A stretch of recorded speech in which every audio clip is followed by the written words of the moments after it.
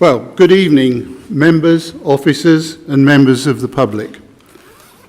Welcome to this evening's meeting of the Corporate Scrutiny Committee, which is very well populated. I'm very pleased to see everyone here this evening. Equally, I appreciate that some officer colleagues and member colleagues may leave after the finance item, may stay on. Please feel free to leave at the point at which you see that appropriate. So please be aware that this meeting is being recorded and live streamed to the Council's YouTube channel. So from that point of view, members of the community now or in the future and forever can see the deliberations that we had tonight. And I welcome the viewers joining us online. Can I request that mobile phones are either set to silent or switched off for the duration of the meeting? I'd like to remind members of the procedure for tonight's agenda. Should members wish to amend, remove or add additional recommendations or requests as part of our debates, they need to state and propose their recommendation at the appropriate time, seek a seconder to then confirm that recommendation. Members will then vote on the additional or amended recommendations as necessary.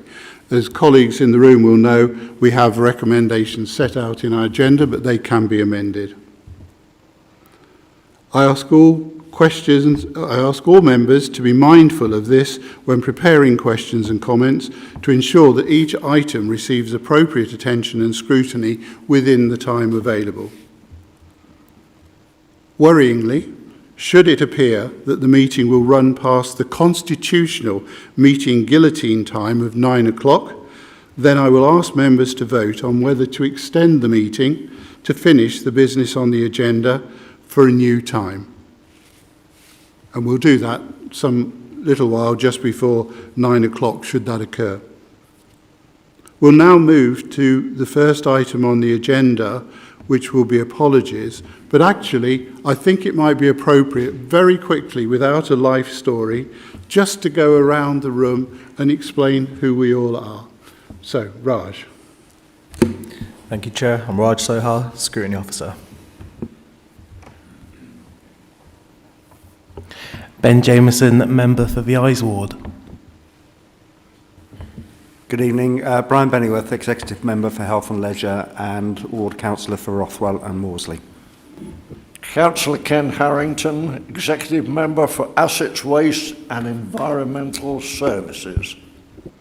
Good evening. I'm Councillor Elizabeth Wright. I'm the Exec Member for Children's, Families and Education. Evening all.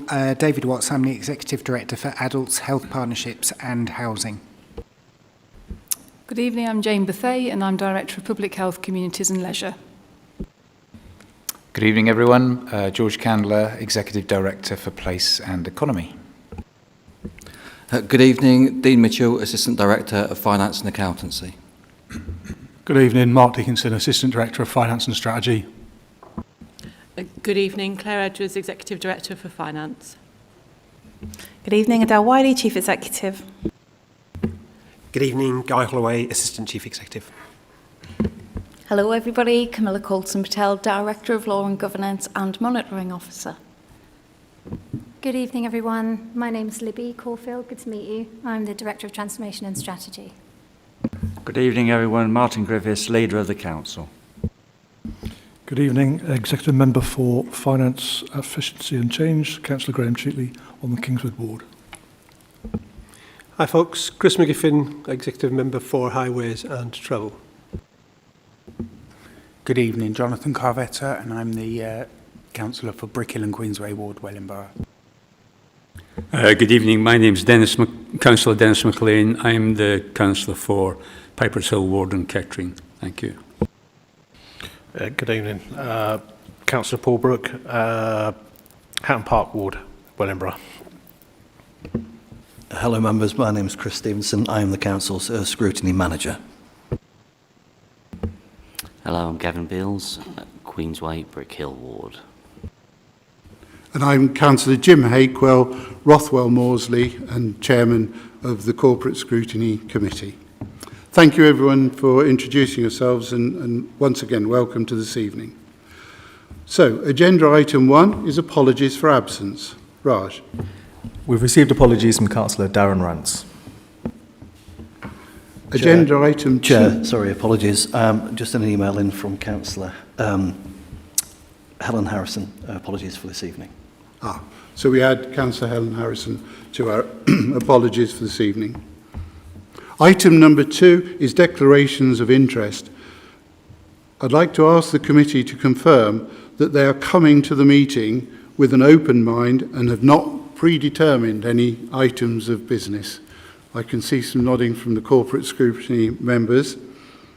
If you do have any declarations to make in respect of items on this agenda, the usual rules apply that you should declare an interest and you're asked to state the item number in which you have an interest, the nature of the interest, and whether the interest is a disclosable pecuniary interest or a non-registrable interest.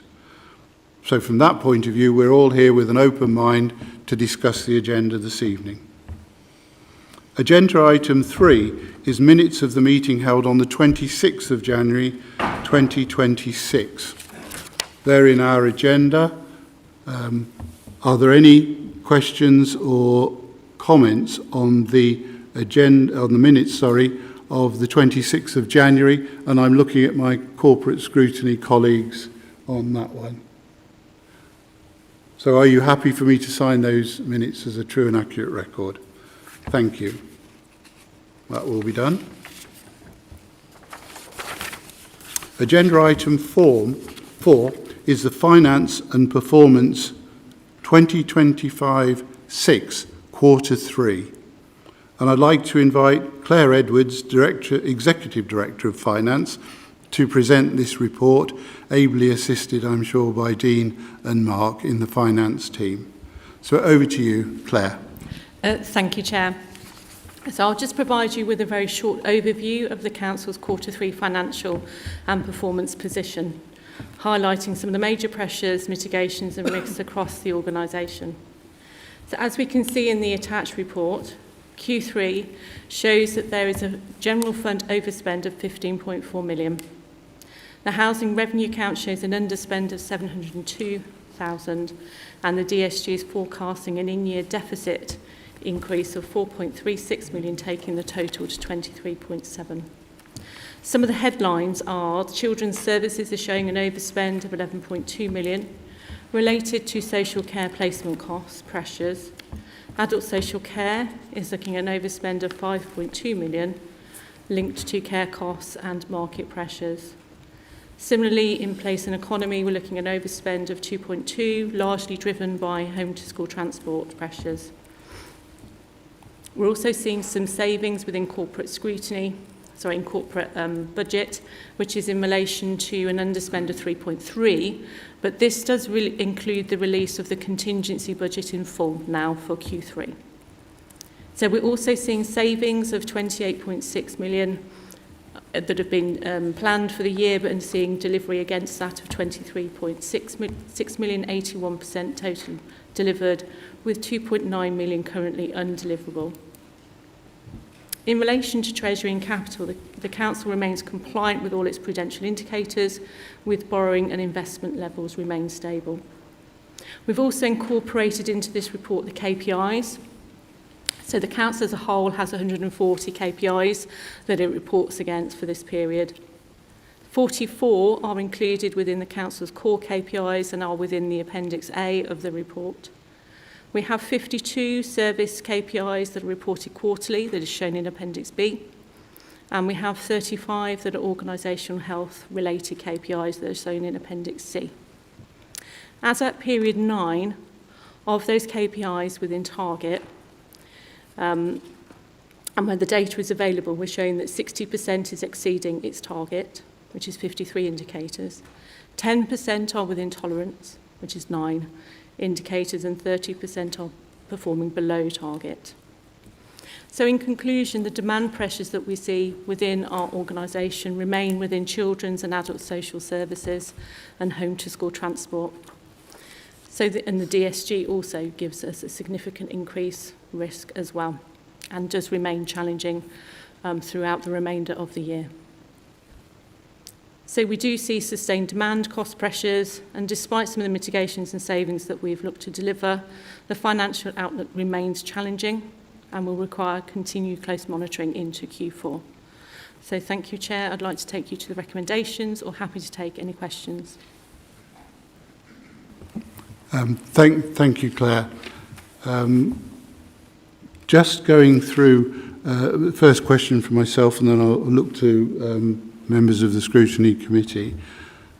As I see it now, we have reporting here 140 odd key performance indicators, but we're actually breaking those down into more manageable sizes, and there are 44, just to confirm that, 44 indicators that corporate scrutiny can focus on, particularly during our future years of scrutiny.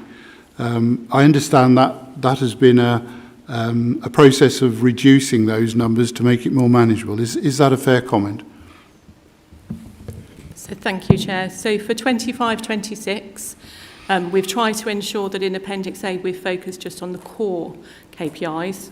And when we move into 26-27, we will be significantly reducing those KPIs and just focusing on those core KPIs that came to you in the previous report for corporate scrutiny, which we'll start to see coming in the new financial year in 26-27. So yes, we'll be significantly reducing them. It's certainly better from years ago when I think there were 202. So we're getting there in terms of performance indicators. So colleagues, within our agenda, there is the finance activity dashboard, and I'll look to catch anyone wants to catch my eye that wants to bring up any questions on that. And that's Councillor Dennis McLean. Dennis. Thank you, Chair. Claire, it's nice that we're at a point in the last sort of run into the budget, and we seem to be covered most things. Just a couple of questions on the general overspend and structural finance pressures. The general fund is forecasting a 15.4 million overspend. What proportion is the pressure is structural, or is it a one-off in nature? And what corrective actions have been implemented to prevent similar overspends in 26-27? Thank you, Chair. Claire. Thank you, Chair. So it's probably difficult to say the exact percentage, but we do see ongoing demand. So the significant pressures are going to be through adult social care and children's. So I would say that you've got a significant proportion of overspends in there, together with home to school transport. So some of the mitigations that we're looking at, in particular, we're doing some work with Empower around travel to school. So we're looking at what we can do in that space. So that was included in the budget for 26-27. And together we've also put stretch targets in for adult social care, and together working with Children's Trust to ensure that we can deliver some of the savings in there and improve some of their forecasting. So some of this is around that increasing demand, which is not going to go away. So when we look at our 26-27 budget, we've already included some of that demography growth into our budget. So you'll see that that's hopefully already been accommodated. So some of this will be ongoing pressure that we will see going into 26-27, which we've already accommodated. But again, we're still looking to seek to reduce that demand and still to sort of look at address some of the issues that we have within those service areas and how we can sort of best transform and really sort of start to impact on that prevention conversation. Thank you, Claire. Can I just follow up on that question? Dennis, by all means. I noticed that you mentioned the home to school transport. I mean, this is one of the things that really sticks in my mind, where it's roughly about, is it 23 million at the moment? You know, how do we see ourselves tackling that cost at the moment, and how do we see tackling it growing at the moment from what we see? Thank you, Chair. I think we'll bring George Candler in to tackle that question. Oh. Thank you, Chair, and through you, Chair.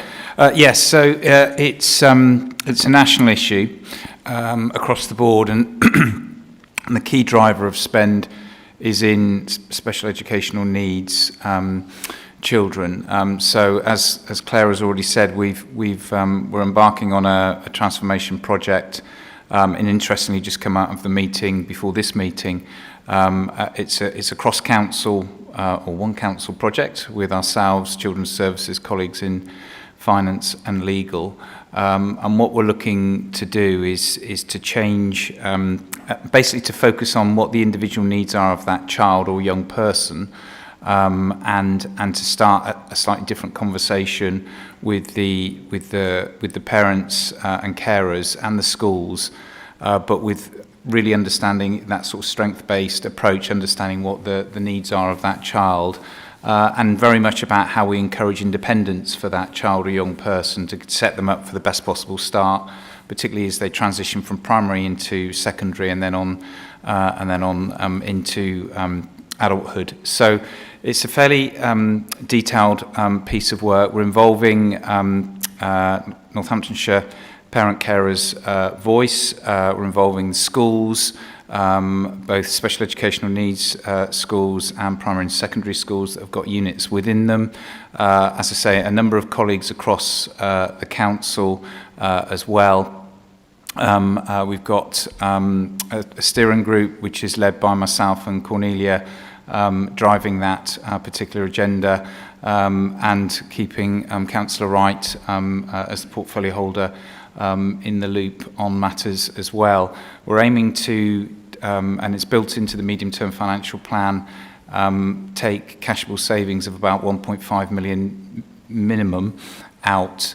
But what we need to try and do ultimately is try and reduce the steep trajectory of those people that are accessing transport at the moment through other means, which might be, for example, having a personal budget. It could be through independent travel training, as just two examples. But we want to very much focus on what's right for those children and young people, to drive that forward.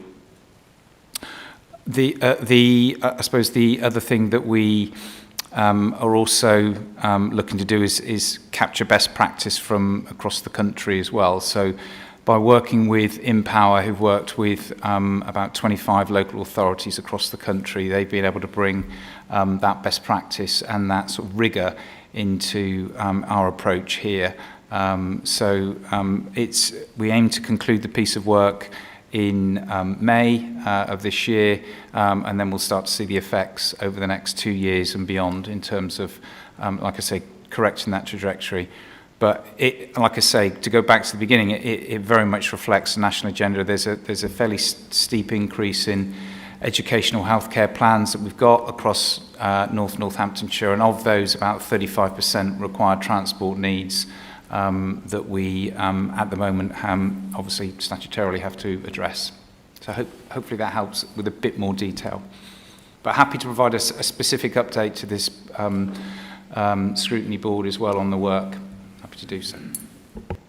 I certainly think we would like that update. I'm just going to bring Dennis, Councillor Liz Wright, who's executive member, just to follow up on that. And the question I might ask is, perhaps to both of you, but of you, Liz, when do you think some of the impact of the work with Empower will start to hit our bottom line?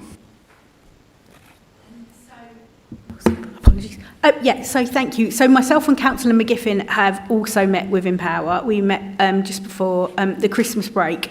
We were very impressed because they were talking to us about some of the ideas that they were thinking of implementing. So we're going to be having regular briefings with them because they do have a target that they need to try and meet for us. And when we met with them, the first part of that, they talked to us about gathering the data. So obviously, with George meeting them today, hopefully that's moved on quite a bit. I would also say that as lead member, I meet with my fellow lead members in the East Midlands region. We meet once a quarter in Melton Mowbray. And some of those sessions have already been talking about how we can collaborate as a region in helping what different ideas. So Leicester is doing something quite transformational along the lines of personal transport budgets. So then I can bring that back to the council as we progress through the year. Thank you for that update. And I think, colleagues, we could just, well, I would like to move that we have that issue coming back to us. I'll ask, having moved it, I'll wait for a seconder, but I'll ask Dennis to come in now. I'm sorry to sound as if I'm hogging this subject. When we spoke before, George referenced home to school transport in general. I mentioned, do we means test families to whether they should be able to afford for the transport or not? And you said at the time that we didn't. Is there any further on that? Thank you, Chair. I think that's forming part of the, through you, Chair, sorry, that's forming part of the work that we're doing at the moment. And like I say, it might be helpful. We went through 44 slides earlier on the work. So I'm more than happy to provide that update, if I may, at a specific presentation. And just to answer your question, Chair, we'll start to see it hitting the bottom line in 2027-28. And that's, like I say, it's already built into the medium-term financial plan. Thank you. Sorry, thank you, George and Dennis. So would someone like to second a recommendation from us tonight that we either have a briefing or a presentation to a future committee? Well, I'll pick up Jonathan Cavetta has seconded that one. And Councillor Paul Brooke. As my computer goes off. There you go. Fantastic. So we've spoken a bit about the overspend and et cetera, but just glancing at the dashboard here, and there's an underspend of 702,000 and an underspend of on the general fund of 552,000. Why are we underspending? What is that money for? Where is it sitting? Where is it going? What's it doing? Paul, roughly. Is it easy for you to tell us which slide number you're on? Is it? Oh, I'm on. Unless colleagues have already picked up on it. This one, 6. On the summary, on the dashboard, on the summary. Sorry. No, that's all right. So you were talking about the overspends, which was all on this same thing. Sorry. Is it number 6? Yeah, slide numbers at the bottom. So slide number 6. 6, yeah. So through you, Chair, so the underspend that you're referring to is in relation to the HRA, which is separate to the general fund budget. So it's ring fence, and that's in relation to our council house properties and management of that. So what we're seeing is some technical underspends coming through in relation to depreciation and borrowing, reflected within that bottom line of underspends, but we are anticipating that by the time we get to Q4, it'll probably be a balanced position.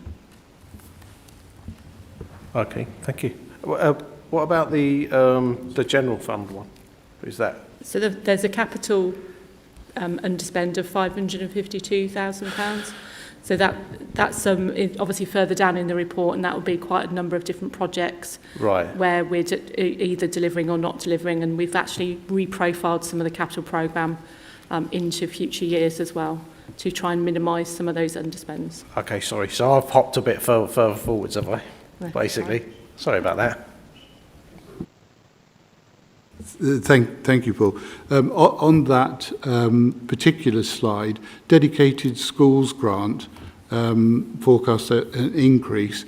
What is driving that increase? I don't know who would like to pick up on that one. What's driving that dedicated schools grant increase? So I'm happy to respond to that, Chair. So some of the work that we've been doing is in reviewing some of the DSG movement that we've seen for Q3 is that we've seen a significant shift in alternative provision placements between Q2 and Q3. So you'll see within the Appendix A there has been some mitigations put in around the dedicated schools grant. So we're trying to look at what we can do as a short sprint to try and understand those placement costs and what's actually driving them, whether it's around lack of placements, school sufficiency, or where actually those children need to be, are they actually in the right places? So that's a bit of work that we need to look at in terms of estimating what our year-end position will be. and we're working quite closely with our colleagues in children's to really do a little bit of quick work to the year end, just to ensure that we're comfortable with that number and we're comfortable what actually the trajectory is, because it's ramped up quite a lot since Q2 into Q3 in terms of that projection for year end. Thank you for that. I'm looking at colleagues for other questions. I can see Ben, would you like to? Yes, Ben Jameson. Thank you for finding me on my own in this corner, Chair. So obviously, seems very much that the overspend is demand-led and also cost-led in terms of inflation, increasing costs. I'm just interested in terms of how much of our, if there's like a, is it significantly more of a demand-led rather than a cost-led, or I just want to see what that breakdown might be. And also understand how our investments looking. Is it still more reactive, or is it being preventative and being proactive in terms of reducing costs in the future? And yeah, it's just how are we investing to reduce future demand rather than just managing it? Thank you. Thank you. Thank you, Chair. So I suppose it's going to be not an easy answer to say whether it's demand or cost, because it's going to be blended. What we are seeing is significant demand increases in children's social care in particular. So of our overspend, that's probably the significant issue that we're dealing with. But we are seeing you'll have some significant volatility coming through children's social care, and also in some very high costs because of the nature of the cases that we're dealing with are quite complex. So we have a significant increased demand in mother and baby placements. We've got a significant increase in remand, so secure placement requirements that we would not expect to see. And they all put the envelope up in terms of what it's going to cost us. So they're small in numbers. So we probably have, I think, I want to say around between, as the whole of Northamptonshire, which we take a proportionate share of, I think we've been having around about 7 to 9 secure placements, and they are significant cost.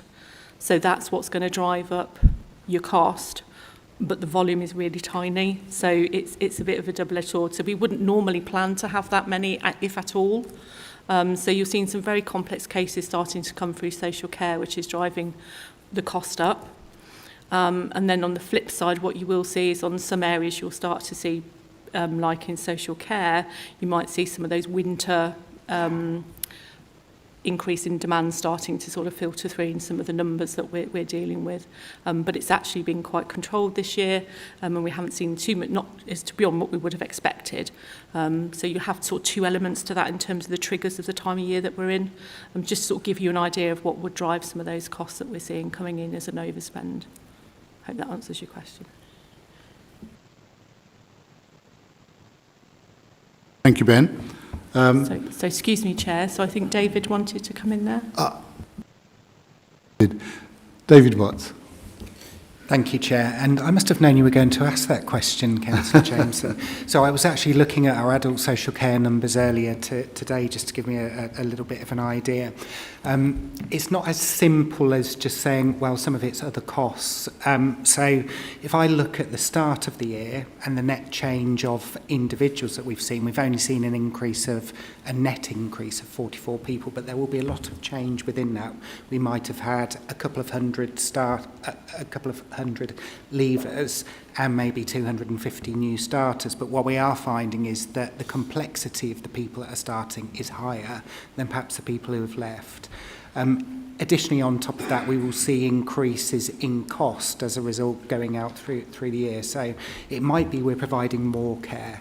So at the same time of that net increase of 44 people, I've seen an increase in the expenditure of 3.3 million because of the complexity and change of the people leaving the service versus those starting. So if that makes sense within adult social care. Thank you, David. And Claire. And sorry, just to come back on the investment side, and I will probably lean towards Libby coming in on this, but we will be looking at our transformation programme, which will purely be looking at sort of those preventative types of activities in terms of where we can start to really sort of divert some of that demand away from some of these services. But those take a long time to deliver. But I'll probably hand over to Libby if you wanted to come in. That's okay, Chair. Well, welcome, Libby. Your first corporate scrutiny meeting, one of many, I'm sure. But thank you. Thank you, Chair, and hello, councillors. Hello. I think that's a really good point, Claire, and thank you for handing over. What we have here in North Northamptonshire, on a week of observation, I might point out, is a really large and complex transformation landscape. And at the moment, it's quite hard to see how that comes together as one coherent picture. The first step, I think, in taking this plan forward towards September and coming up with a really coherent pipeline of projects is to first of all understand what we're doing already and what we're doing well, and crucially, and sometimes the more difficult thing, what we can stop. So I would say we are very ambitious, and I think particularly in this discussion around families and people services, when we think about the question about demand and cost, a lot of our services wrap around the same families. So we will be looking in that transformation plan to cross-cut between directorates to try and tackle these challenges collectively and collaboratively. But in order to do that, we've first got to pull together a really clear picture of where we are, what we're doing, and what's working. Thank you, Libby, and welcome to you for that transformation agenda. Certainly those of us who were around at the beginning of the unitary transformation was very major, and I know we probably slumped a little bit on that, but to actually transform our services is going to be crucial. So once again, welcome to North Northants. Councillor Dennis McLean. Thank you, Chair. Just reference the dedicated schools grant. Am I correct in saying that we don't generate that money, it comes straight from the government? And if it comes from then, why don't do we have a process where we can maybe project our needs in the future and basically get some more money off them rather than have this underspend? I think the position that we, through you, Chair, if I may, I think the position that we've got with the DSG resembles what's taking place up and down the country nationally. What we're seeing is an increase in EHCP plans, and that's one of the key drivers. And that's why the DSG is on an upward trajectory in terms of spend. So it's a national issue. There has been some government announcements in the past week where they're looking to fund some of that deficit up to 90%.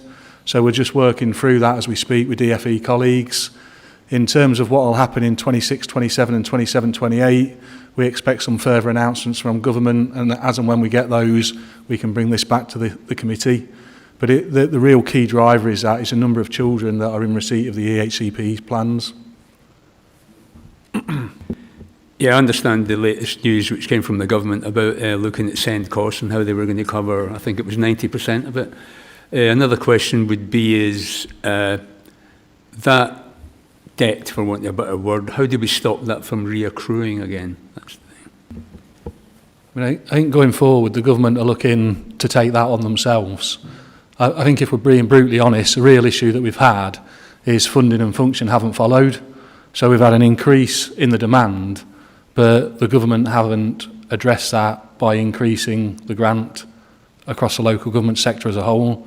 And that's why a number of authorities that are providing education services are finding themselves in those deficit positions, hence why government are now looking to intervene. So we've seen that upward trajectory, but funding hasn't followed. Thank you for that. I mean, if the government were to take that away permanently, how would that affect, like for instance, the SEND side of it? Would they take control of that, or would it still be under the control of the council? I see a lot of faces looking. There's not a rush to answer your question. Chief Executive. No, we were just wondering who was going to answer, because I know that Libby was motioning to speak just around probably send reform was what I'm assuming that you were going to talk about. So it might be worthwhile just handing over to Libby. Libby, thank you, Adele. Thank you, Chair. I will get used to how to raise my hand soon, I promise.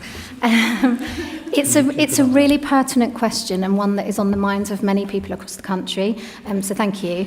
There are significant reforms underway and thoughts going into how we can solve this as a country.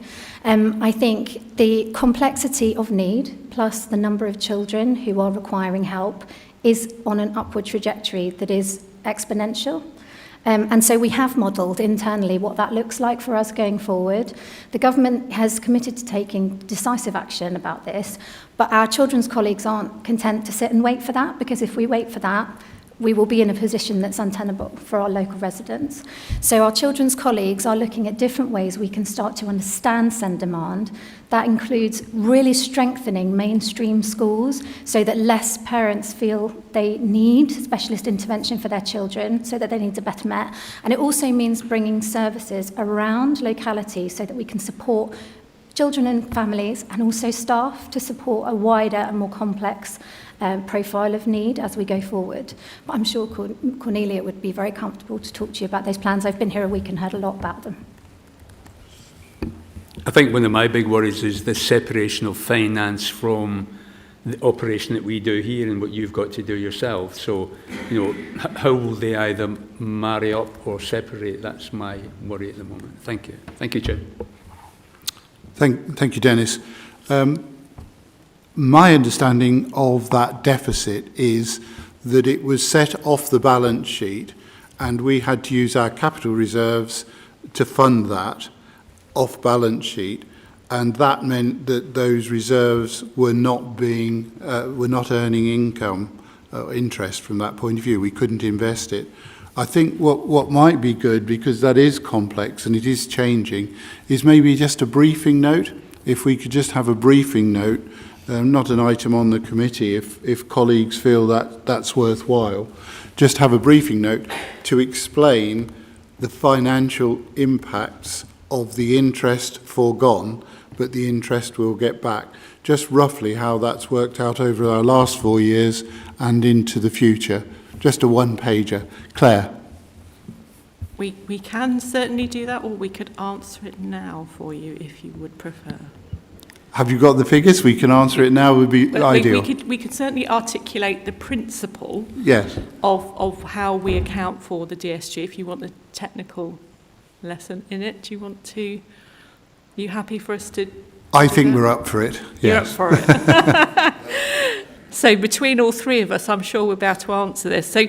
So technically, it is off balance sheet, but it's not funded by capital reserves. It's actually cash. So it's your cash surplus, cash balances that are funding the DSG deficit. So you're quite right in that when you reduce your cash balances, what that does is it reduces your ability or opportunity to fund or acquire interest on those balances. So what we start to see is our interest receivable, as you have in your savings account, starts to go down as our balances start to diminish, because we are taking money, physical money, out of those cash balances. So what we have to do is to recognise it as an unusable reserve. So at the moment, the statutory override allows us to put it as an unusable reserve. If we were to put it as a usable reserve, it has to be funded. And that's where the problem comes, because it would wipe out all our reserves in terms of earmarked reserves as it currently stands. Hence why we've got that government is what? To reduce the statutory override. I'm trying to think what it's called. It's a high needs grant, I think it's called. Anyway, so the high needs grant, when that will come in, will start to take away and replace that cash balance. And then over time, we will see our cash balances go back up and be able to receive interest on it. So we will see that start to come back up, but it will drip feed into the accounts. So I think I've technically got that correct. And I'm sure if you want to add anything to that, Dean. Thank you, Chair, and thank you, Claire. So what we'll see on our balance sheet, we'll see the DSG deficit as an unusable reserve.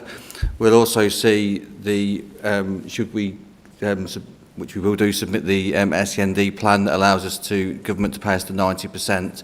We'll see that for a period of time as a usable reserve. At the point the statutory override ends, we will then marry the two together. That's the way that we've interpreted how those balances will impact on the balance sheet, but it is sort of fairly technical, and it will look odd for a period of time. Thank you. Sorry. If I may, Chair, just to put into context what it actually means, because I think the deficit that we're forecasting at the end of the financial year is £45 million. So just for the ease of maths, if we assume that we was getting a 4% return on our investments, it's costing the general fund 1.8 million. So there's a number of authorities that aren't in the position we are where they've got reserves, so they could actually be borrowing from external institutions to fund that, therefore becoming a further cost. But it's costing us in the region of 1.8 million at the moment. That's exactly what I was, well, I think we're all hoping for 1.8 million additional. How will that affect our future years? When will that start to click in for us to determine what we want to do with that interest that was foregone? So within the budget at the moment for 26-27, as part of the final settlement, we have not changed those assumptions where we are seeing the interest coming down. So we have actually already budgeted for that loss of income.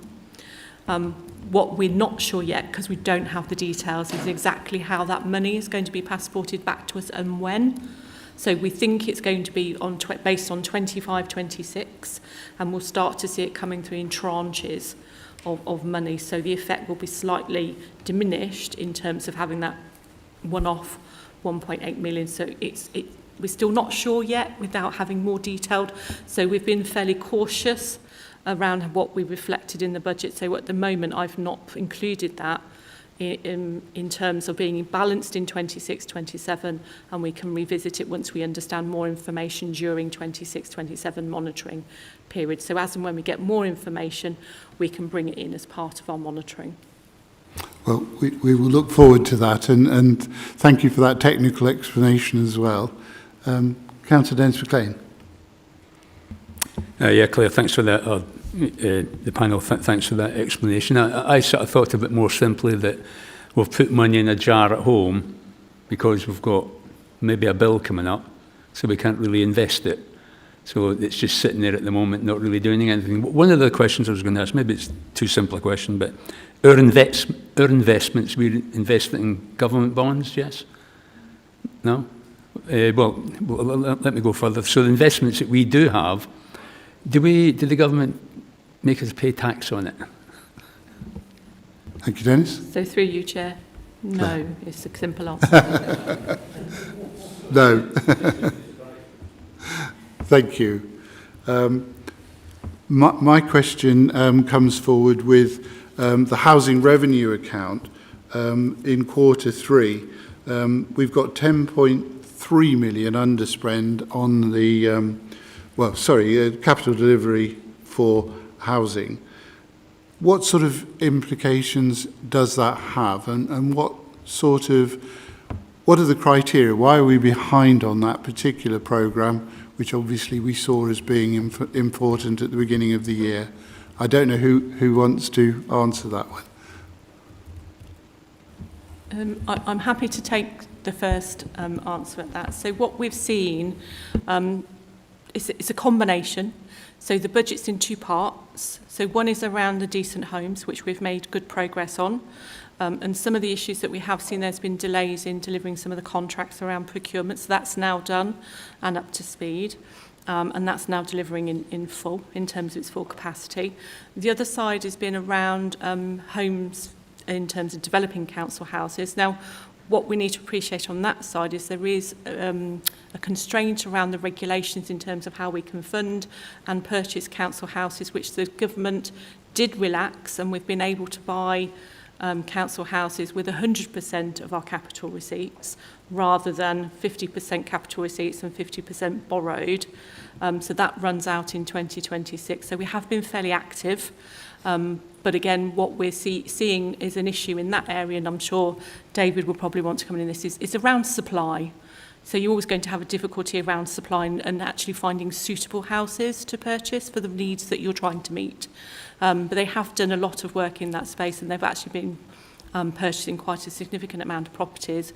But the budget that we did set for developing houses has not necessarily been at the same level that they've been purchasing houses at in terms of their ongoing development. So we've seen a little bit of slippage on both sides, but there's been significant progress being made particularly in the decent homes area where we've been focusing on. But I'm sure David probably wants to comment on that. Over to you, David, and Brian, if you wanted to come in at some point. But David Watts. Thank you, Chair. Claire's done a really good job of that. It's primarily around the decisions around buy or build of new properties in that sense. So what we do tend to find around the build is sometimes you will forecast in when you expect to spend, but you can find delays around, if I just take a couple of examples that we've had, in previous years we've had contractors that have gone into administration, and you have to go through a recycle of recommissioning new contractors to do that. So your planned expenditure may not happen in the route that it would. Similarly around purchases, we can find that there may be delays in completion on those purchases, despite the fact that we've factored at a particular point in the year to deliver against that. So I think Claire explained it really well in layperson's terms. I've probably just overcomplicated it a bit, but a very effective double act. Councillor Brian Bennyworth, the portfolio. Thank you, Chair. Just building on what Claire and David said, that from my position as Chair of the Housing Improvement Board, it's something that we have been very mindful of since May, and one of the issues really is about getting an effective asset management strategy. In order to do that, you need to understand the condition of the stock that you have, and we've been working very hard throughout the year on that particular point, to the extent that in May when we came in, it was around about 52% of a good stock condition survey that we got at the last Housing Improvement Board. We're now up to 87.5%, which is a tremendous improvement. That information, along with other measures that we've taken about understanding our tenants and tenant profiling, will allow us to put together a very ambitious decent homes programme over the next couple of years. And I think we'll be able to see the fruits of all of that hard groundwork that all the officers have been doing throughout this year come to fruition over the next couple of years. So happy to come back to scrutiny and report on that good progress as the Housing Improvement Board monitor that particular issue going forward. So we will be spending the money and we'll be spending it to improve all of the non-decent stock that we have, as well as going through a new build programme as well. Thank you. Thank you very much. Any other? Claire? Sorry, just one thing to sort of reiterate is, so although we have an underspend for the HRA, because it's ring-fenced, that money is not lost. It actually goes into reserves, so they can carry it forward into future years. So as Brian said, where we start to see we've got some really ambitious programmes, we start to then look at how we fund that so it doesn't actually cause an issue for the budget going forward. So we've already modelled that out. And making sure that we've already got that covered. So none of the budgets are lost for the HRA because it's all ring-fenced and it's all funded through their revenue account because they make contributions to the capital programme directly. All right. Thank you. And you're very welcome to say yes. These programmes roll forward. So if we had, for any reason, lost that, we don't lose those programmes, they roll forward. Thank you. The answer there is yes. Councillor Dennis McLean. Thank you, Chair. Can I ask Councillor Bennyworth, he says about a new build programme. What would that look like? Thank you, Chair. Yes, Dennis. So we had at January's Housing Improvement Board a development pipeline list that our officers came and identified 12 key projects that have gone through option appraisals. So we're still going through that work, and the Housing Improvement Board will continue to monitor that. But that's targeted a range of properties. We just got to make sure that they are financially viable for us, that they wash their face, and that they're in the right locations and the right type of properties that we need for the tenant profiling that we've been doing. So it's ongoing work, but there is a plan, and as I say, there were 12 particular schemes that we looked at. Can I just follow up on that? When you say you look at plans, and are we looking at building companies who are building homes, and then we go to them and say we would like to buy X number? I think we take, we're looking at a hybrid approach. There are examples of where we buy off the shelf, as it were, that other developers come to us and say, we've got these homes, are you interested in buying them? But again, it's we've built homes in the Grange, for example, in Kettering, really good, high quality homes. But we also do a hybrid model where we take them, particularly for things like temporary accommodation and things like that. So it's a mixed picture. Yeah, just to follow up on that, you said we have built high quality homes. Do we, as a council, have our own building contractors, or do we still have to go outside the council? Councillor Kane, I'm going to hand over to David Watts. I think he will be able to answer that question as well. David. Thank you, Chair, and thank you, Councillor McLean. So we know we don't have our own construction company in that sense. So if we have development sites, we will go out and contract external contractors to do that build. We do work with developers as well, so particularly when we're looking at things like sustainable urban development, we will quite often look at whether there's a batch of properties which we might want to invest in on there. So that's one of those options moving forward. And if you were at Executive earlier today, we did talk about asset disposals. And there's a couple of sites which we're still looking at on that asset disposal list, which might well lend themselves well if they stack up financially to enable us to construct council properties on those as well. Thank you for that. Thank you, Chair. Thank you, David. I'm going to bring the leader in, Councillor Griffiths, because we were at the Executive here earlier today, and I think it also helps Dennis in answering that and putting the political side on that. Just to say, David beat me to it on that, but that's absolutely fine. So we're looking at lots of different tenures. That executive paper is really important to this, and we're also looking to build and acquire bungalows so as we can free up larger properties, and that's all. In a nutshell, we will spend this money, and we'll be spending it in the next 18 months to 2 years, and we could spend twice this amount if the government was mindful to give us more money. But we've got to do what we've got to do here at North Northamptonshire and get the best for our residents. I just wanted to follow that up with you, Martin. How do we lobby government? We're here talking as corporate scrutiny. What sort of activities do you carry out as an executive and as a leader? How are our pleas heard, may I say? It's funny, I was actually clearing my desk today, which was getting quite busy, let's put it that way. And I didn't realise just how many letters that we've actually written to government in the space of the last 9 months. And we're happy to do so again on behalf of corporate scrutiny.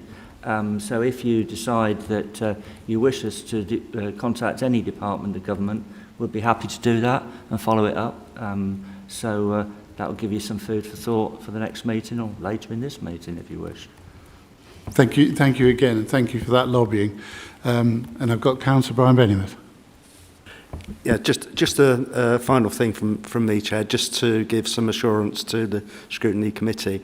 The level and depth and quality of data that we have now pulled together, I think, will give us the best chance of building the right properties in the right areas for the right residents that need those properties in need. So I think one of the things that I've been really pleased with from Housing Improvement Board is actually getting that information through to enable to make us smart.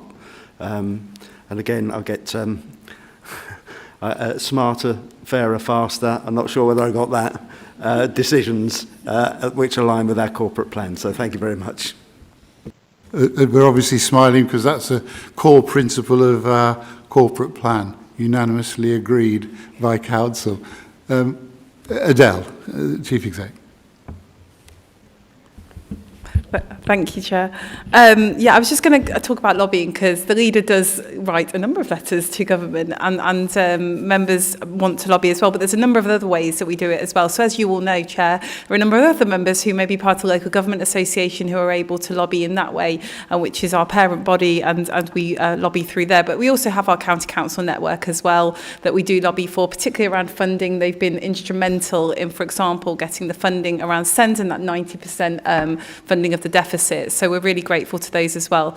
But on top of that, lots of our senior officers are also part of groups. For example, David is, I think you chair actually one of the groups, don't you, for adult social care. We've got the Society of County Treasurers. We've got the monitoring officer group as well. So we're all members of large regional groups that we all lobby in that way to make sure that we're able to use the national voice to really elevate North Northamptonshire's voice and use our knowledge to really elevate. So a number of things going on. And as you've also heard from our executive member for children, she's also on regional groups, and that will be the same for a number of our executive members as well. Thank you for that. And Councillor, almost promoted you there, or demoted, I'm not sure. We'll leave that in a bit. David Watts. No comment, but so yes, absolutely, Adele's right.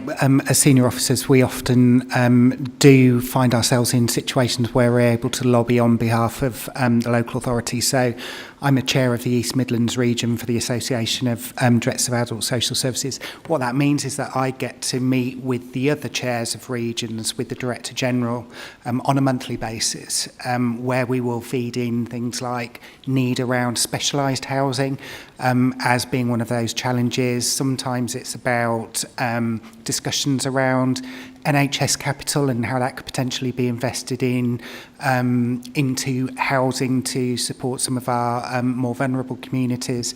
So those are the sorts of conversations which we're having at a regional and national level as well.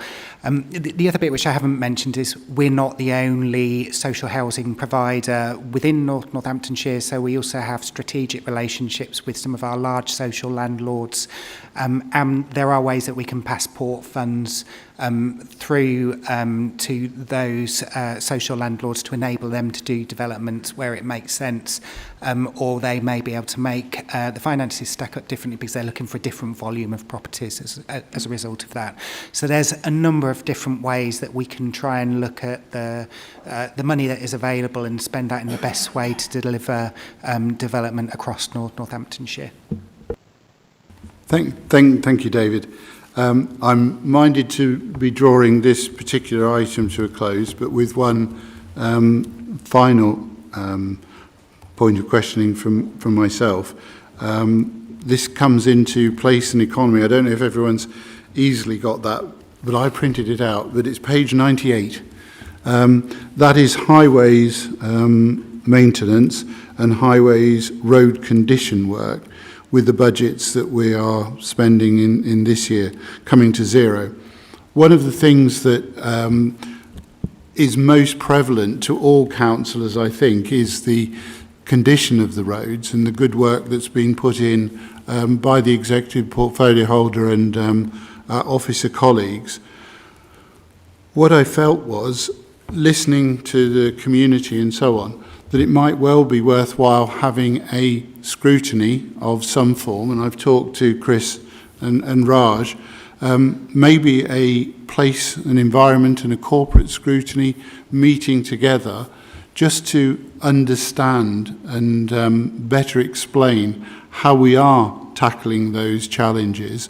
And I might ask for a seconder amongst scrutiny committee colleagues, but to find an opportunity, because I think there is a lot of disinformation, there's a lot of concern about potholes, and there has been a lot of work perhaps almost in the background and sometimes in the foreground.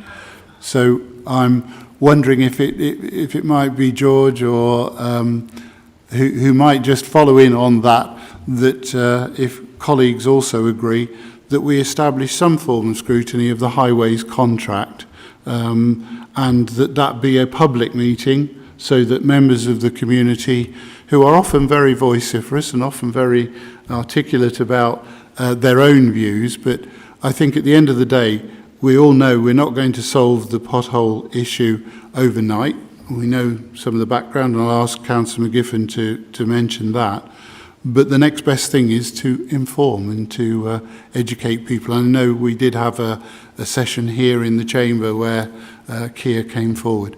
So George is desperate to comment, or go on, you fight it out. Councillor Chris McGiffin, who's the portfolio holder, do you think we could perhaps establish something like that and call you in? Thank you. I'll take this, George. Chair, I've got a story to tell, and I would welcome the opportunity, and as I do almost daily, to larger and smaller audiences. This financial report is to the end of Q3, which is December, so it doesn't paint the picture of what has happened in January and the early part of Feb, where we know we have endured effectively a 100-year wave, a perfect storm of atmospherics that have destroyed our roads, and we're busy playing whack-a-mole across the piste to try and do the best we can with it. It's in the public domain that the funding that we have for roads literally scratches the surface of that is required, and that it has been decades of redirection of funds for whatever reason away from highways with a sticking plaster approach, which is now, it's a whirlwind that we're currently reaping. We have to do something fundamental and different. To get to that place, we have to fix as best we can what we have with the money that we have. There is a strategic intention. We need more money.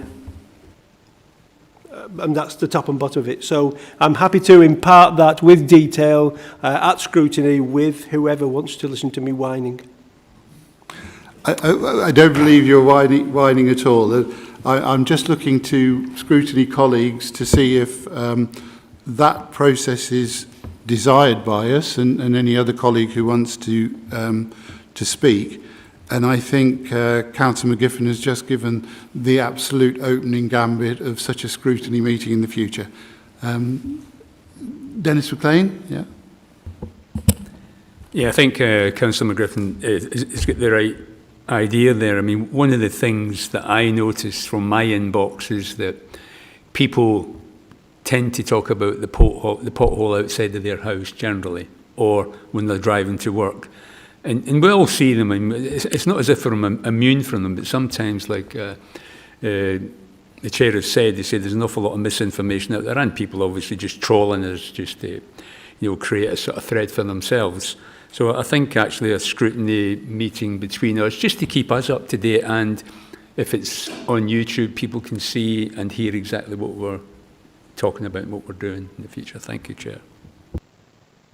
I'm taking that as seconded. And we will look to find a way to have that joint meeting. I have spoken to Councillor Trevor Conway. He's happy as the chair of that meeting, and we can fight it out as to who chairs it or how that works forward. And I think also it would be good to perhaps bring Kia colleagues in, if there is a Kia colleague, to do that, so that we can absolutely understand where we are, where we would like to be, and have a good scrutiny on that. So I think, Raj, that we will put that as a recommendation from this evening. Did anyone else want to comment on that one? Because I'm... George is going to get in anyway. Well, as you would expect an officer to say, just understanding what you would like covered on the night will enable officers alongside Councillor McGiffin to prepare accordingly for the meeting. So, but that can be discussed outside of the room through the two chairs. Thank you. Yeah, yes, most definitely. Councillor Conway and I will get together and we can iterate around the committee so that it's very clear what we're going forward. And thank you for reminding us and pulling us into that order. So, colleagues, I'm minded to conclude this particular item. We've had a very good, nearly hour-long discussion on that.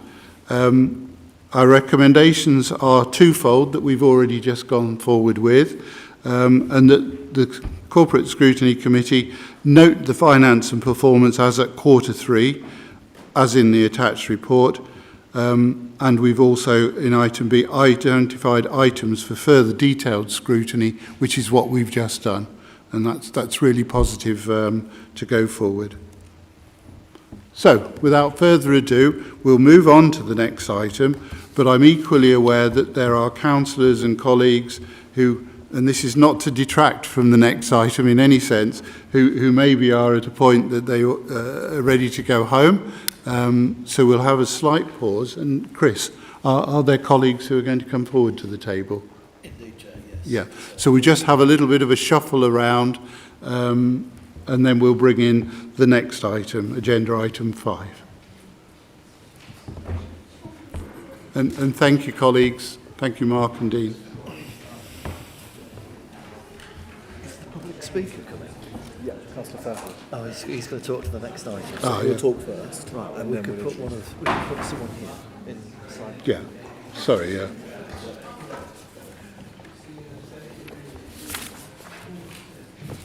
Is there any public speakers? Yes, Simon. Oh. Yeah, Simon Fairhall.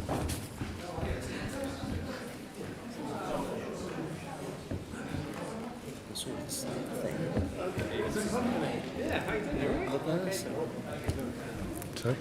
That's okay, I'm just mumbling to myself. Sorry. No, you're okay.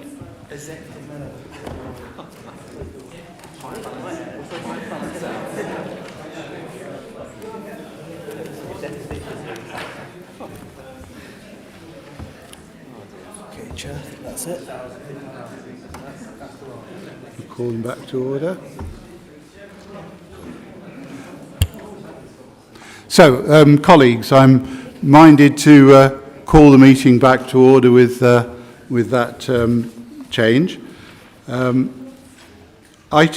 next item is the draft annual delivery plan and draft key enabling strategies, which is something really crucial to corporate scrutiny. And as we'll hear from Guy and in our discussion, this is going to be setting out the key themes of how all the good words and the corporate plan, unanimously agreed before Christmas, is going to be delivered.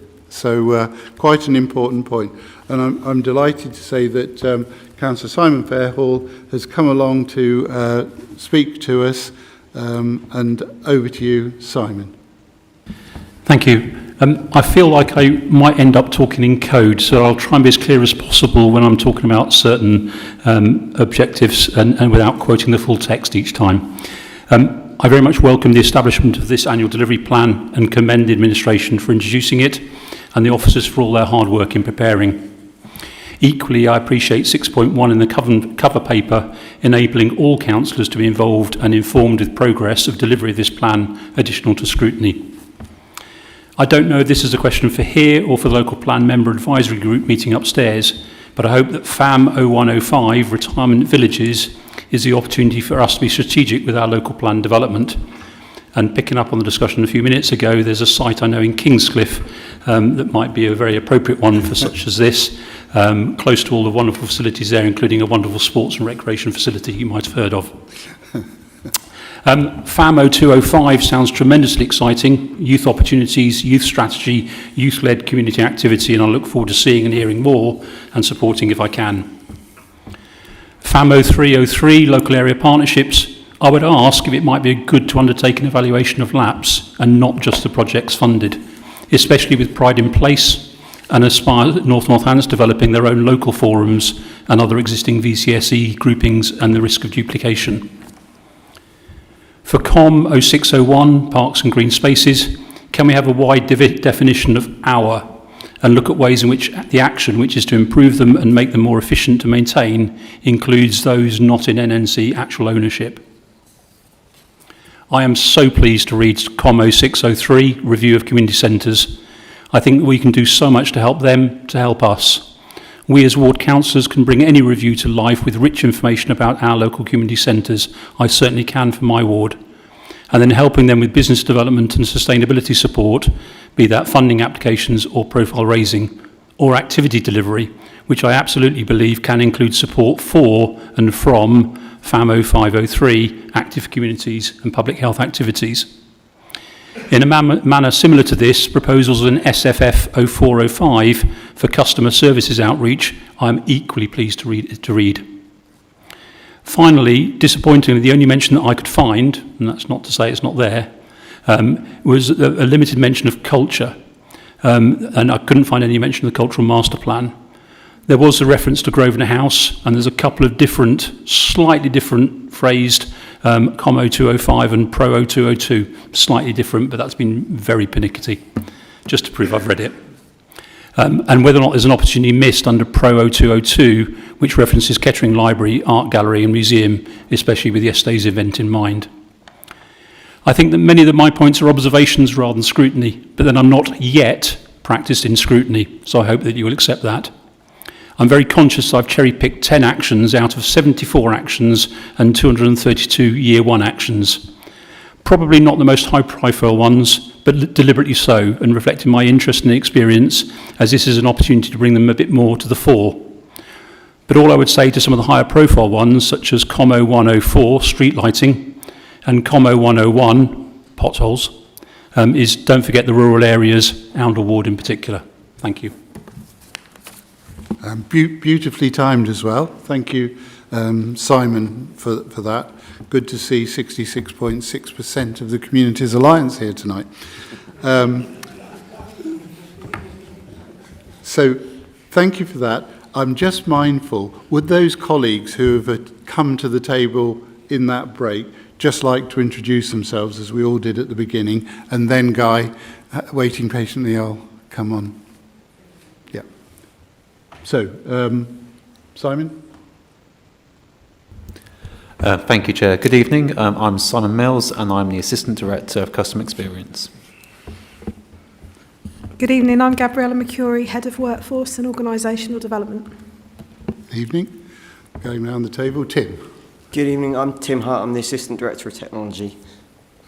And Marie. Evening, everyone. I'm the Assistant Director of HR and Organisational Development. Thank you. I think we've caught everybody who came to the table. Guy, over to you for your presentation.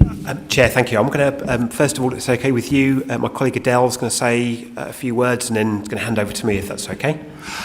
We're going to do I think we can agree with that, yes. We're going to do a bit of a double act, aren't we, Guy? So Guy and I are going to do a bit of a double act, which we like to do. Thank you. But I think I speak for us both when we are gutted that Claire stole our thunder on describing the technical reasons why the DSG was as it was and the cash balance. So, but thank you, Claire, for covering that. Okay, so the reason why there is so many officers here today, and you're right, Chair, there is so many more members than what we would usually see, is because this is about how we change a gear as an organisation. This is how we really start to accelerate our progress. So that's why we've got so many people here today, and this is why we are changing this organisation to a really high-performing organisation. So, I suppose for members of the public, I think it's always just important to say the roles here. So, our members set our policy, they set our vision and our direction, and our job as officers, and my job in particular, is to lead that and to make sure that we deliver on behalf of the members. And I think what's really clear is that since last year, our administration and our members have set a really clear expectation, and the leader in particular, that he expects an exemplary council. We've heard him say that on a number of occasions. And I think that this is where we really start to become that high-performing, exemplary council, and this is how we're going to do it. I think just to start on that, so we'll talk you through the process of what that is. I think Councillor Fairhall's spoken about some of the stuff that we're going to do in that first year, but what Guy and I really wanted to do was just set out a bit around where we started, what that plan is, and then how we're going to action that, and then our scrutiny for some debate on that as well. So, we'll just start at the very beginning because that's really important. We were born out of local government reorganisation, and that was 5 years ago. So we're almost at our 5th birthday. And this, some of you will recall, those who were involved before, this was our first corporate plan. And alongside that, we really focused on building strong foundations. That was really important for the first 5 years, bringing those organisations together, those systems, those policies, and becoming one council, which is where we are at now. We've made really sound progress on that. And that was also, you know, described in the peer challenge. So we've had really good external validation that we're in a really sound and strong place. We've got good foundations in place. And then we came to our unanimously agreed corporate plan, which was approved in December last year. So this is our plan for the future. And what's really exciting, as we said previously, is that this plan for the first time was built on resident feedback. We went out on an all-resident survey who provided us feedback. They collaborated on this, and we built a plan for the future. And that was about building an area and a council of the future. But what it's really done is it's put members in the driving seat, and they've been really, really clear about what they want us to deliver over the next 4 years. We have that vision, we have that strategy, and that's really important to what we're going to introduce next. So these will be very familiar to you. These are our priorities. We've got family, community, prosperity, and smarter, faster, fairer public services. So how does this all fit together? So you will all be aware of the Big 50 vision. Now, the Big 50 vision is our long-term aspiration. It goes over political cycles. It's not a 4-year political cycle. It's about looking in the longer term into 2050. And not many local authorities, if any, I think, are actually working towards that 2050 ambition. It's led by a Big 50 board, which is independently chaired. It's currently chaired by Robin Webber-Jones. I always get his name confused. Robin Webber-Jones from Tresham College, who is currently chairing it. But that brings a range of partners who come together and look at what we want to achieve. So that's our 25-year horizon. Sitting under that, we have to think, how do we deliver on that ambition for 2050? And we are just one small cog in a huge system of aspiration. So this is our corporate plan. It's a 4-year horizon, and that's what we agreed in December. Now, what we've previously done is we've had that corporate plan, and then that's gone into service plans, and we have tried to deliver that across the council. But what we really wanted to introduce this time was an annual delivery plan. Now, that sets out specific actions that we are going to take as this council, and those actions have been put together by our executive member and our senior team, as well as teams throughout the council, to say, what do we want to achieve this year? And importantly, what can we communicate to our residents? So our residents, our colleagues, our members, every single person who's involved in this council or is looking into this council, including our partners, can be assured about what they can expect from us over the next year. So the annual delivery plan has been put together, and Guy will talk you through that in a minute. And what that then flows down into is our service plans. That's our individual services, what they're going to achieve. And really importantly, you can see there, me time. And that is our staff appraisal system. Now, we're also looking at that because a high-performing organisation needs really strong culture. It needs a high-performing workforce. Now, what we've had previously is me time, which are continuous conversations. So we're having regular one-to-ones between managers and our staff. We're setting expectation. We're talking about what they should be achieving, and we're also looking at well-being. But we've not actually had the formal appraisal process at that more lower level we have in the senior. So what we're going to do is we're going to introduce a more structured appraisal process, and they will be really clear whether you're working in grounds maintenance to whether you're working as a chief executive. You will be really clear how your role and what you're delivering that year feeds into the corporate plan and the Big 50 vision. It's about that golden thread going all the way from the top, all the way to the bottom, and then all the way back up.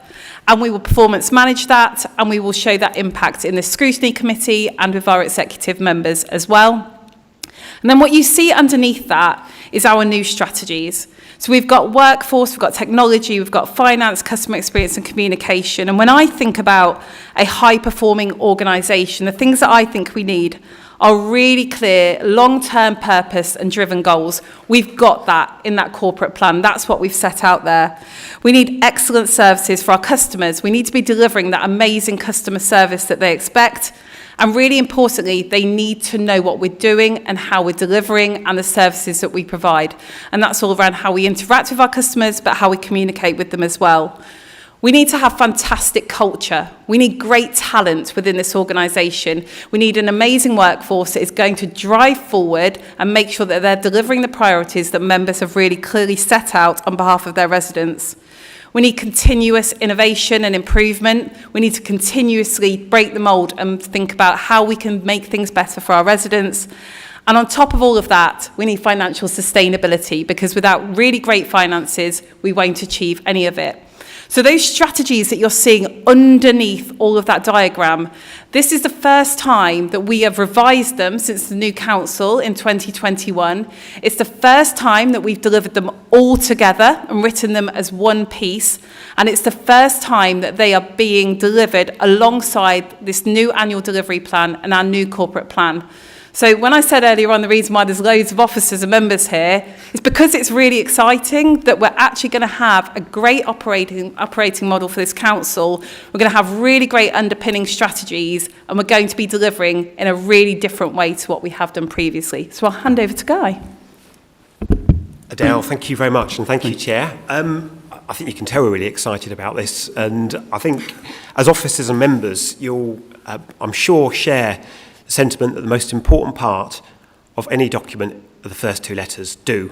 So this is very much about action, and the council, and it's been mentioned a couple of times this evening, unanimously adopted a new corporate plan setting out its 5-year vision.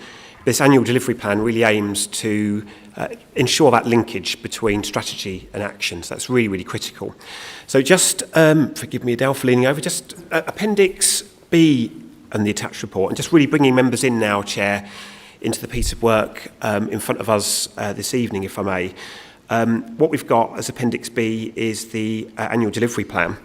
And you can see that it's structured around the key strategic themes that are in the corporate plan, breaks it down to the key commitments and the actions. And I think we've heard from Councillor Simon Farrell this evening how that can be used, those linkages can be used to actually direct effort and scrutiny, focus and comment on those specific, that golden thread between strategy and action. So it's really handy having those reference points actually in the plan. I think we've also heard this evening discussions about transformation, about lobbying, about potholes. You'll see actions in the delivery plan around all of those areas. And as Adele says, as we get into the service plans and into the me time, the appraisals, we start to get into the delivery of those areas too. So that's Appendix B. What you've also got, Appendix C to F, you've got the enabling strategies that Adele mentioned. And I think really to help, thank you to Marie, to Tim and to Simon coming along this evening, who are the subject matter experts and champions of their respective enabling strategies. And they've been working with colleagues in the respective services and with the leadership team and with exec members to develop those strategies. I think importantly, Chair, the point I'd like to make is just where we are in terms of progress. Rather than bring a fait accompli to this meeting, we wanted to bring it draft work in progress to give members the opportunity to feedback, to make comment and to understand where we are. We've raised some questions around just to help focus members' attention. We've raised some questions. But I think I'm really keen to point out that because they're work in progress, now is a really good time for members to contribute to the development of the annual delivery plan and the enabling strategies. So what we're particularly interested in this evening, Chair, and members of the committee may have other points they want to make, but we're interested, are there any gaps in the annual delivery plan? And any areas that you feel actually perhaps there should be more mention of? Questions like, we're very conscious that there's 27 pages. That's really useful from an officer perspective, but would a summary be useful for members? Something that summarises and distills it down a little bit more so it's breaks it down into a more palatable bite-sized chunk. Would an annual progress report be helpful? So an annual plan that reports on how we're actually delivering against that annual delivery plan. And if we keep in mind that what the annual delivery plan does is it breaks down the corporate plan, the 4-year corporate plan, into bite-sized pieces, that annual progress report could be quite useful. Also, do members see areas they want to focus on in the scrutiny work plan? So it might be, for example, I think this is mentioned in the report, perhaps looking at the enabling strategies as thematic areas, or there might be other particular areas, and we've heard some other areas this evening where members may want to focus in on a bit closer in the work plan. And then we're just keen to take any other comments that members may have. And I think on that point, Chair, I'm sort of conscious of the time, so I'm going to finish there and hand over to members for their comment. What I would say is we do have, thank you very much to Councillor Simon Fairhall for his comments. I have got a copy of the comments which he's very kindly provided me, so we'll better pick up those, if not in the meeting, certainly afterwards. But what I would say is I think there's some really helpful and really useful points on there. And I think particularly that question around culture and the mention of culture as well, really good acid test and something that we'll be keen as officers to look at very carefully. So thank you very much.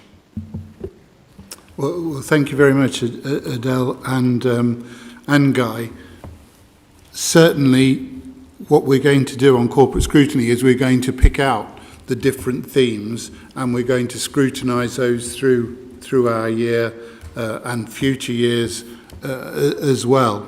I think it really is positive. And Adele, you said, going back in time to 21. Certainly my feeling, going back beyond that, just a little way beyond that, is that the whole emphasis of one council, the whole culture and the whole atmosphere of the council is really so positive. I won't go on the downside and any memories on that, but certainly your enthusiasm and Guy's enthusiasm and the portfolio holders, it really is an exciting place to be. I was just thinking there when we were talking about Big 50, I think I can almost definitely guarantee at age 97 I won't be here to see it completely delivered, but I'll try and keep going for as long as is possible there. I just wondered if other colleagues who have come to the table, I'm always aware with all that knowledge behind this, whether or not the other colleagues would just like to make a comment, knowing that corporate scrutiny are really going to dig into this and we're going to choose which areas we're going to scrutinise, and it works and merges in so well. Finance, we already are carrying finance out all the time, and obviously the budget scrutiny, so Claire can have plenty of us there. But the other main themes of the work plan, the delivery plan, really important. But it's probably not fair, but I'm going to say over to Simon, any of your thoughts on what we're doing here and any introduction from your point of view, and then I shall go around the table as well for the other colleagues. Thank you. Thank you, Chair. I'll do my best to articulate it well for colleagues to follow. I think I'll just share, the enthusiasm and the passion that has kind of been brought these strategies together. And I think for me, something that I'm really looking to carry or champion is the voice of the customer. We did the first annual resident survey back in the summer, and that gave us some really good insights, and I want to build on that. And I think the strategy helps us do that. It will enable us to sense check how we're doing against those measures. It'll also mean that we're not just waiting for another annual survey to be able to look at redesign for a service or look at how we need to react. And if we utilise that across metrics that already exist in customer feedback measures around complaint handling, and we also measure compliments and comments as well, which we can bring into that. But I think there's a really exciting opportunity there to sort of really champion that voice of the customer. And one of the things we're going to be doing straight away is introducing a customer satisfaction measure, which will hopefully keep a really good dialogue of how those touch points are happening with our resident base and the council. And I think the reason for that is because, whenever you look at a customer journey, customers can vote with their feet and go to another supplier. With your local authority, unless you move boundaries, you've only got the one choice. So we need to really make sure that our residents are getting good value for money, and the service they receive really represents that as well. Thank you. Okay. Sorry. Thank you very much. Thank you for that introduction. Other colleagues who would... Hello. Yeah, I'm just echoing what you're saying about the customer voice. I think what I've seen as the organisation's developed is really the colleague voice. So actually actively listening. We've got a very much more engaged workforce. We've got a workforce that is able to share their ideas, that they feel valued. We've seen an uplift in lots of different new initiatives, from awards to thank you cards to conferences. So I think what this enables us to do is remind ourselves that our customers are also our residents, who are also our staff, because such a large proportion of our workforce does live here. So actually it's a double whammy for us. So it is really exciting and actually goes hand in hand with what Simon said. So yeah, a real turning point for us, I think. And full of enthusiasm too. I'll bring you in a moment, Brian. I'm just conscious of Tim and Marie. Yeah, I think I echo colleagues' comments. I think the excitement in the room and in the organisation is huge. The sort of the corporate plan and being given the opportunity to start building on that and putting in the foundation to deliver it is a really exciting opportunity. From a technology perspective, I think we're here to support our colleagues. We're an enabling service, and that echoes through the strategy. We're also here to support and provide excellent and easily accessible services to our residents, and I think that's another piece that we were really keen to make sure shone out through the strategy. Mindful as well around the world of AI, and it's the buzz in the market and it's the word on the street. Again, we wanted to make it very clear in the strategy that for residents and colleagues and members that we're mindful of that, but we're going to use AI and leverage it ethically. We're going to make sure that we're introducing at a rate that the organisation can accommodate and that colleagues are skilled and understand it before we start unleashing it on the services. The other bit around the strategy really is focusing in on the use of data, and again we want to make sure that everybody is aware that the data is being handled ethically, securely, and that we're conscious it's our residents' sort of crown jewels, and we will look after it in the best way possible. Thank you, Tim. I feel we've come of age now that we've had the mention of AI in corporate scrutiny. I sense it's not the last time, but certainly scrutinising the IT and the background to our finances and so on is absolutely crucial. And the more I think colleagues on corporate scrutiny hear of this, it actually is going to be a real good template for us to follow through and be meaningful to portfolio holders, to management and officers as well. Marie, would you like to? Thank you, Chair. Thank you for the opportunity to speak. I think I echo all the colleagues in the room around the excitement and buzz that we have, and hopefully that's coming across. Just in terms of the Council's workforce enabling strategy, the key themes are building an expert, connected and future-ready workforce so that we can respond, and we've heard today about the changing demands in the services that we lead, but also, as Tim said, the technologies ahead and that challenge, but also about working hand in hand with technology so that we can do the value added, services, and technology can be an enabler to that. I think, in terms of scrutiny, we would welcome that. And already in my mind, I'm thinking, this is about developing, a much more focused workforce. And Adele's mentioned earlier around, really setting those expectations. But our strategy focuses on developing their skills, strengthening our leadership capabilities, enhancing our well-being, and also in enabling a modern and collaborative workforce. There's some key themes there, I think, that we could scrutinise and see, how we are progressing on those key themes. But I'd welcome that, and looking forward to it. Thank you, Marie.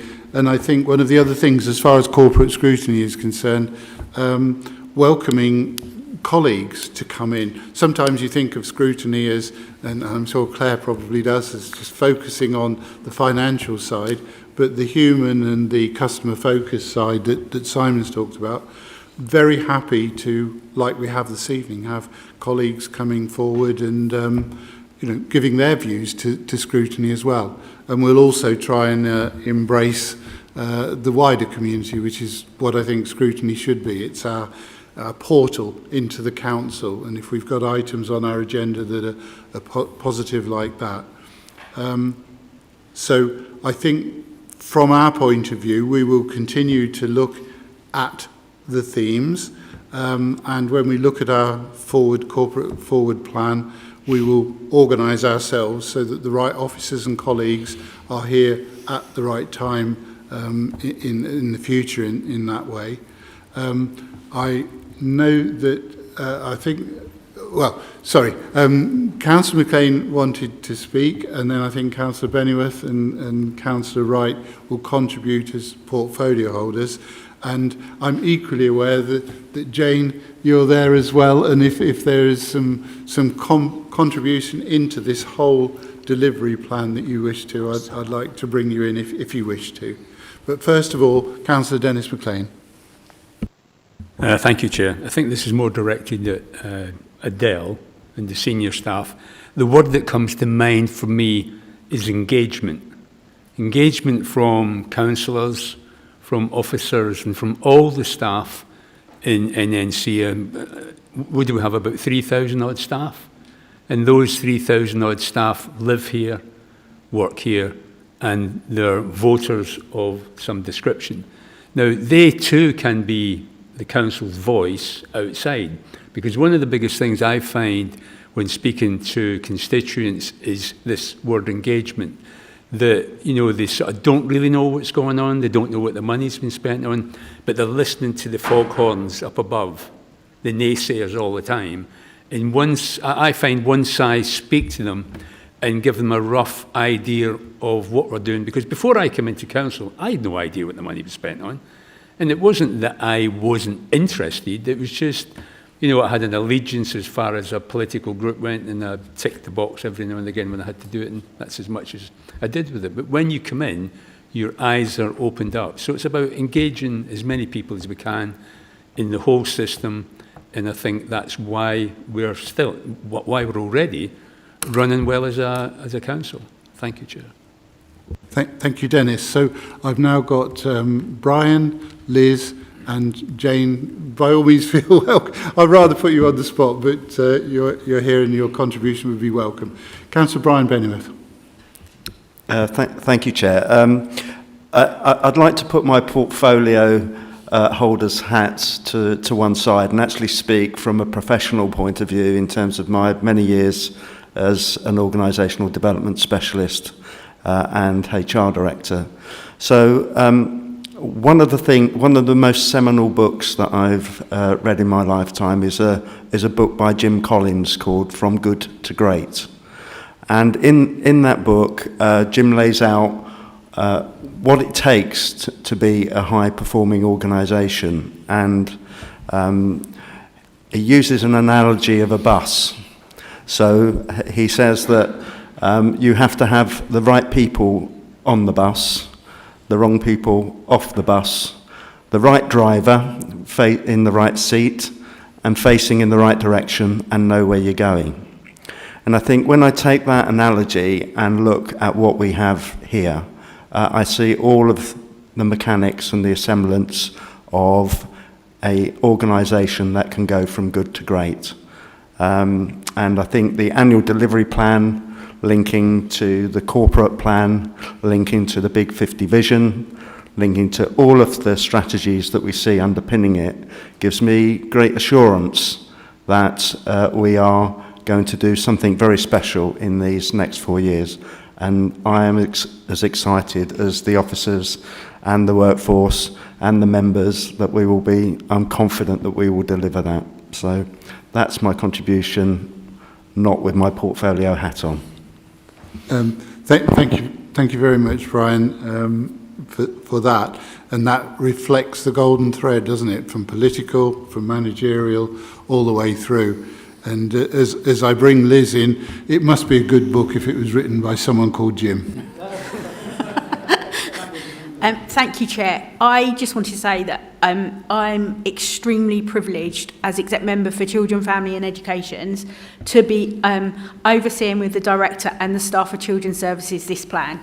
This plan can make a huge difference to children and young persons' lives. We've already started seeing that today. At Executive, obviously, we signed off the corporate parenting strategy to go to full council. So the apprenticeships and the way we were going to deal with that, and even just school admissions. Some of these are just small steps but will actually make a huge difference.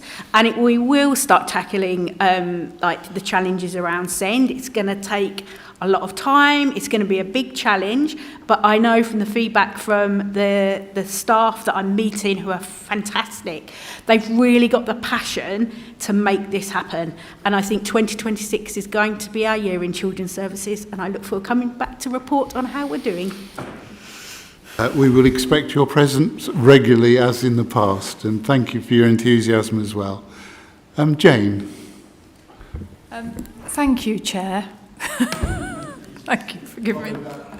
And I think from my perspective, one of the challenges, particularly for public health in the local authority setting, public health have been in the local authorities since about 2014.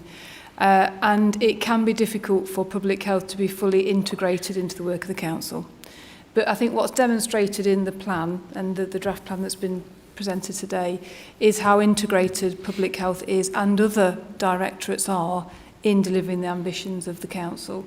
So if you look at, for example, FAM 02002 and how many different parts of the organisation, public health, education, communities and leisure, for example, all those different organisations or different directorates coming together, I think is going to lead to a greater efficiency, but also a greater depth of innovation in what we can actually do with all of those people across the council pulling together. So from a public health perspective, there may not be lots of actions in here or areas that are specifically talking about public health, but it's just throughout so much of it. And I think that's the right thing for public health to be doing, so I really welcome that. Thank you so much. And with all the comments that have also been made about the community, our own workforce, public health, I shall say this, should be the hub, the centre of that hub, because unless we're all healthy and happy, we won't be doing all these other good and enthusiastic things that we're talking about. So thank you again, Jane. Colleague, sorry, I thought Martin, did you want to speak or? Yes. Unless I sum up after your members have had a chance to speak, maybe. Chair, it's entirely up to you. What I'm going to say to colleagues is that I think we need to have a bit of a grouping together. We're actually going to have a wash-up session for the budget, and I think that is where we also need to be looking at how we feature this through the corporate plan and how we talk to officer colleagues as to which we do at which meeting, but it is going to be the core focus there. So I will certainly ask the leader and in that order, Chris McGiffin then.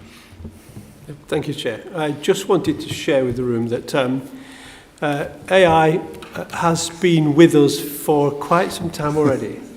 And I now have 5 vehicles for road inspection fitted with AI-driven and enabled sensors that allow us to inspect roads which previously were only inspected annually at best, and now done every 2 or 3 months. And these devices are fitted to other vehicles rather than just the inspection vehicles, and AI is the driver that sits behind them. So it's been with us for at least 8 months from where I sit.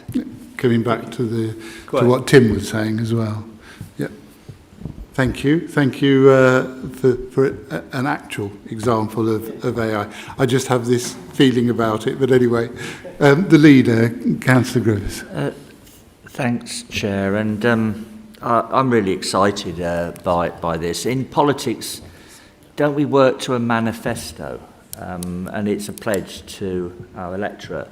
And in a way, our plans, our strategy is our pledge to our residents, and that's why I think this is really important. What I like about the annual delivery plan is it's got an owner and a lead contact, and that's really, really important because that then leads through to appraisals and delivery of those targets. So I think that's why I'm really quite excited by this. But a couple of things that makes us a little bit special, and that is officer-member relationship, because that is absolutely vital. I was speaking to David Pope today, and I said, great meeting today, quite a busy list of items. He said, "You want to see the next one?" See, what is happening is we're almost fast-tracking. We're fast-tracking all of our priorities through because we're taking swift and decisive decisions to deliver our corporate plan. So it has really worked as far as that is concerned. The other important part is having a first-class working environment for our staff. That is absolutely vital, and we've got some really exciting work around Haylock House, but not just Haylock House, our other premises as well. So that's really important. And above all, and I think Dennis touched on this, and that is comms. We've absolutely got to get comms right on this, because we can do a fantastic job. We're already doing a fantastic job. But unless we are actually telling our public what an excellent job we're doing, we're almost wasting our time. So, and by the way, on the Big 50, Jim, I'd already worked that out. So I ain't going to be around either. But what I want to do, and I'm sure what most of you want to do, is leave that legacy council, that exemplary council. And I know that with a plan like this, we can do it in 2 or 3 years. So I just thought I'd add that before I disappear after now approaching my 14th hour today. So, no, I just thought I'd sum up, if I may. What I'd love you to do is pick this to pieces, basically, and take it to the next meeting and literally drill down on every one of these, and we'll listen to you.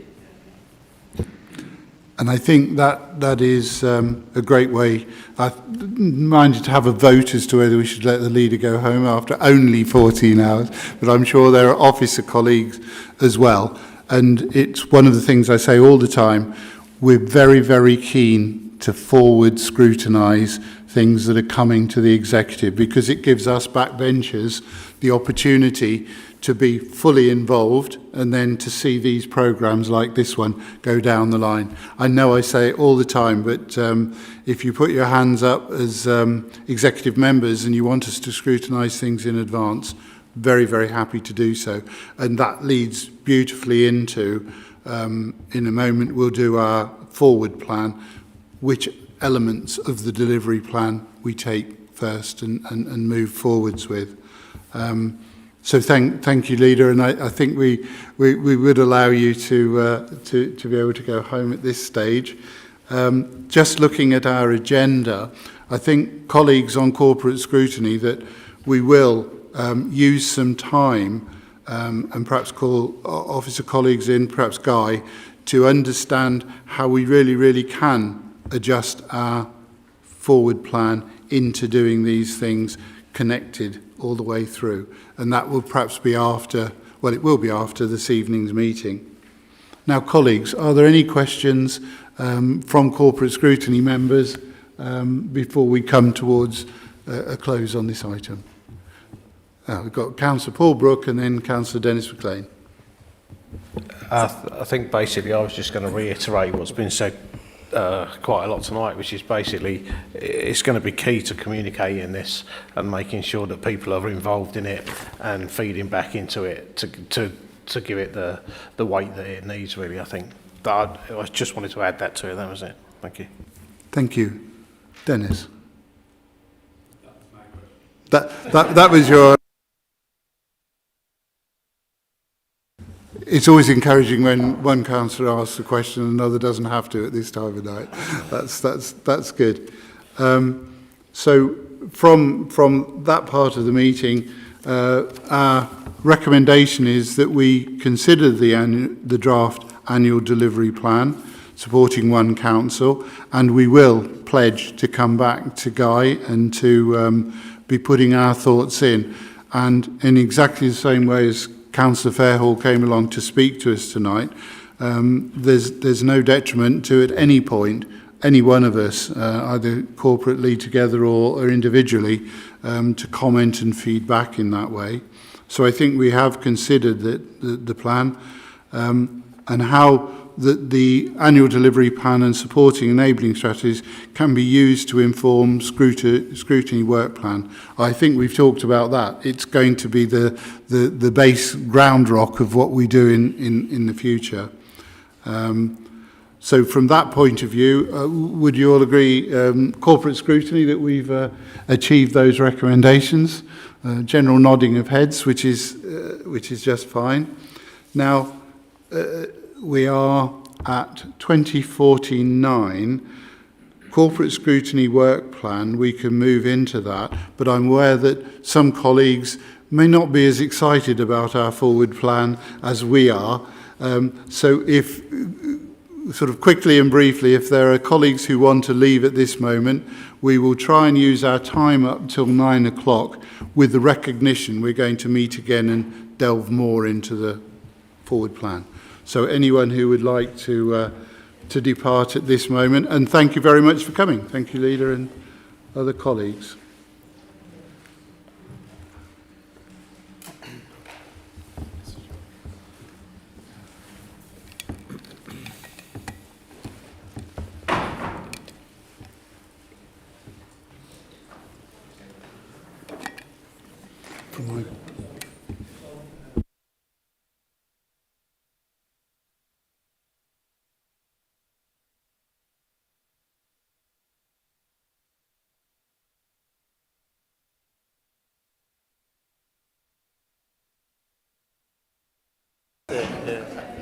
Thank you, colleagues.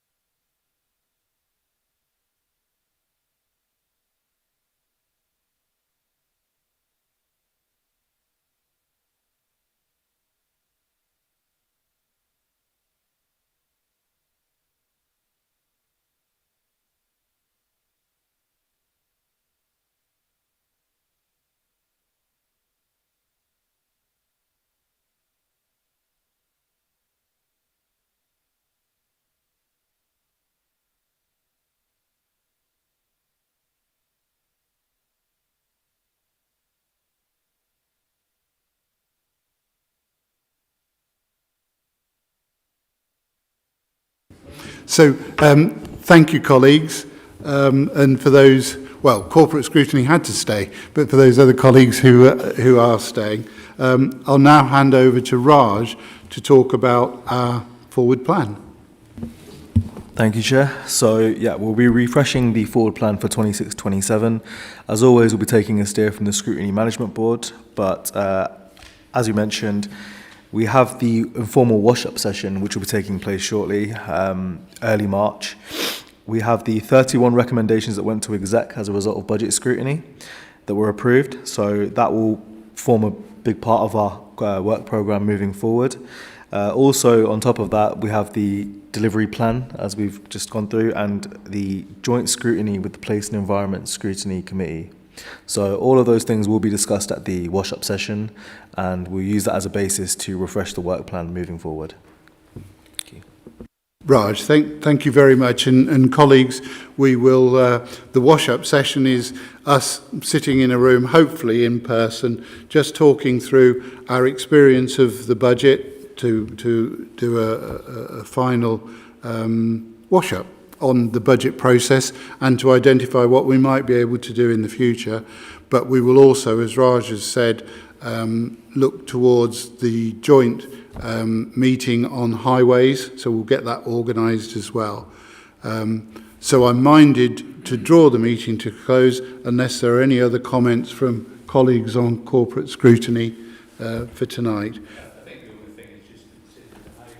Sorry, could you put your... Yeah, we want to hear you. Yeah, so, you know, the scrutiny on the highways thing, it'll give us information from the relevant, you know, Chris and the relevant people that we'll be able to then translate out to our constituents. Yeah, absolutely. And as George said, we want to have a brief for that joint meeting so that it is effective, and equally a brief which hopefully we can bring some members of the community in, because at the end of the day, people want to reach out when they're unhappy with something. They want to understand that, but they also want to be heard. So I think that will work really well, and we will organise that in our timetable. And Councillor Trevor Conway did say we have Scrutiny Management Board meetings which are in the diary, which are often not necessary to be used. And that is probably an obvious point at which we could try and do that. So from that point of view, I feel we've addressed the forward plan and what we're going to scrutinise in the future. And seeing no other hands or heads nodding other than that, I'm minded to draw the meeting to a close and say thank you to Corporate Scrutiny and officer colleagues for being here and giving us such great presentations this evening. So I therefore will close the meeting tonight. Thank you. Thank you.